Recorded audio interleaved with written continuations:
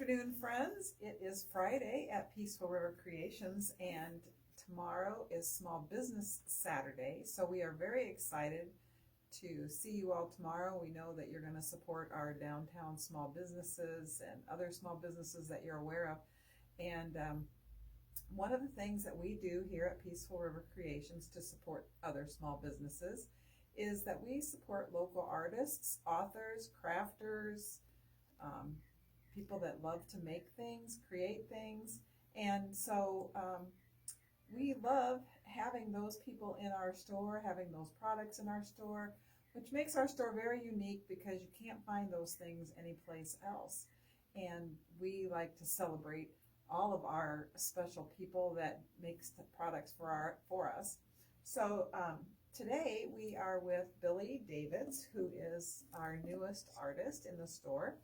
And Billie is from rural Scott County, and I've known her for quite a few years and have always loved her artwork. And so I was very excited that we were able to get her to place her artwork in our store. And Billie has done a lot of different shows and fairs and things over the years. And so we thought you'd like to get to meet Billie a little bit.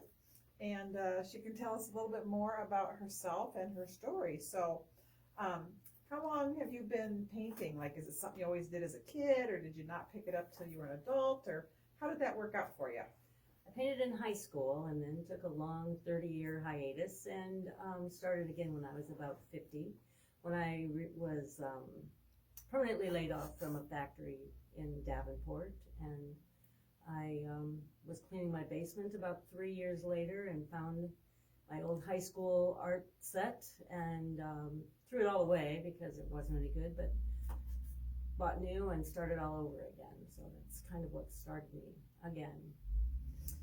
Cool. Well, and when I saw your first paintings, you often painted people. I did, And yes. your people were amazing. Your pets were amazing. You've done pet commissioned artwork Very a little few, bit, but haven't yes, you, a once little in a bit, while. yes. And so I was always surprised, or not, more impressed with how cool your people were.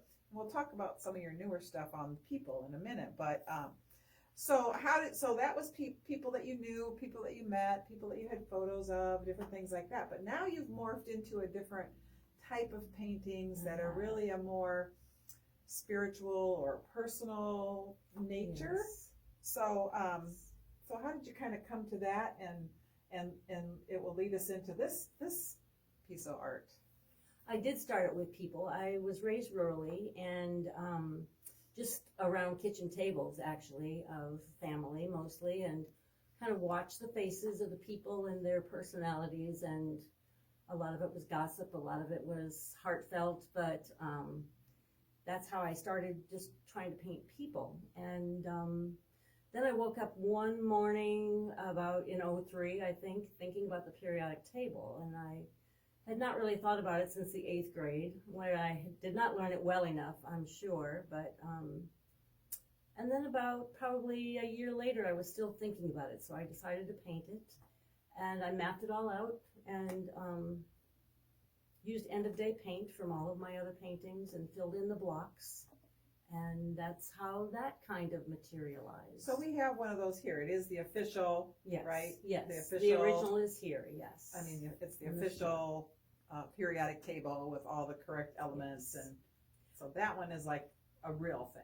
But my dad, it was in a dictionary. It has been more completed now. I only think, I think that there's maybe 10 new ones that have been left off. I took that pattern out of an old dictionary, and they're still inventing them. When they get to 120, the whole chart is going to change, so the whole configuration. So it'll be interesting. I think that they only have a couple left before they hit 120. Oh, okay. But that led you to this one, which is called the Table of Human Qualities and Characteristics. Yes. So tell us a little bit about this painting. After I had painted that painting, and I was actually framing something, and I was listening to a talk radio, and they was trying to introduce a new element onto the periodic table, but they could not get a stable toxic weight for it. So they was working with it, trying to get that. And so that kind of started me thinking about instability, because that's the word they used. It was too unstable to get a toxic weight on, and so that made me start thinking about the group names here. Kind of can be relatable to human qualities, and lanthanide means hidden.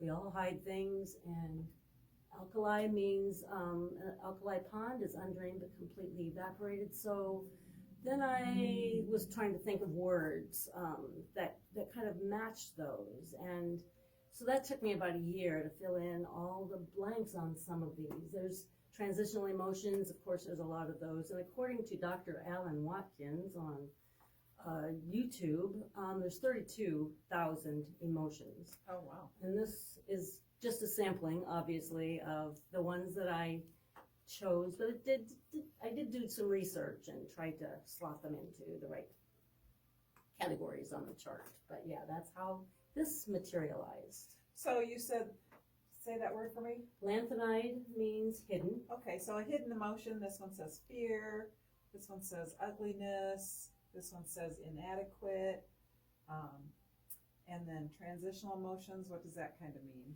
Well, they transform you somehow. Love Okay. transforms you, knowledge transforms you. Okay, there's peace. And harmony.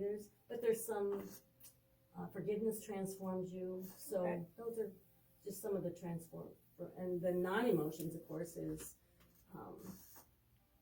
service. You can be of service. That's a non-emotion, and discipline, and there's a few of those in there too. Cognition.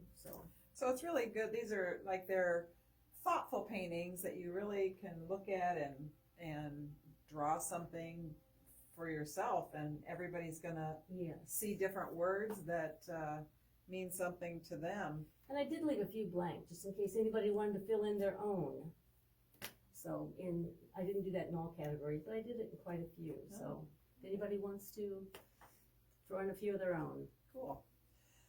And so this is sort of elemental, but you also have some fun things like flowers, and we have over in our kitchen area, we have garlic and tomatoes or peppers or just some fun things that are really cute. And there's one in here that I call whimsical. She calls it a storybook.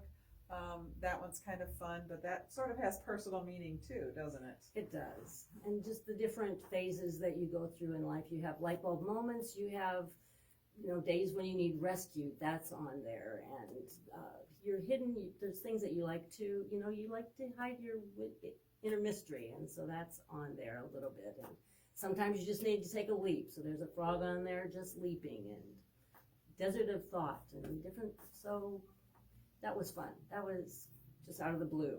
Yeah. Kind of. I had an extra board, and there it is. Right, and it's very cute. And then we have another new one that we just put up that's called This Is Who I Am. And it kind of looks like a periodic table, but not in this format, but it's words and colors and what kind of words are on that one? Well, that is, we live in the fourth dimension. The fourth dimension is a thought realm. And so that's all of our thoughts being that we're walking through all the time. You walk into a room and the room has a personality or a feeling about it, and our atmosphere. So that's what those words are. But I tried to make them fifth dimensional words that positive, and words that we want to work towards, or words that we want to concentrate on and be like for that day. And so there's 53 of them, I think, and that has no rhyme or reason, actually. They're just all on there, and hopefully they would be helpful. And Billie did create a deck of cards out of those words. Yes. That are just perspective cards. You can use them to have a thought for the day, give you an affirmation for yourself, think about a quality that you want to attain for that day, and so that's a fun one. And then her newest ones are called the 5 elements. Absolutes. Absolutes. Yes. Okay. Yes. So we have wind, fire, water, and earth. Yes, and each one has a direction, and all of them have tons of meanings. More so than what I have on my explanation sheets, but they're quite dynamic for me, actually, because, and we can't live without them. We can't live without wind, fire, water, and earth, and we are made up of those very elements. And love, of course, is the strongest one.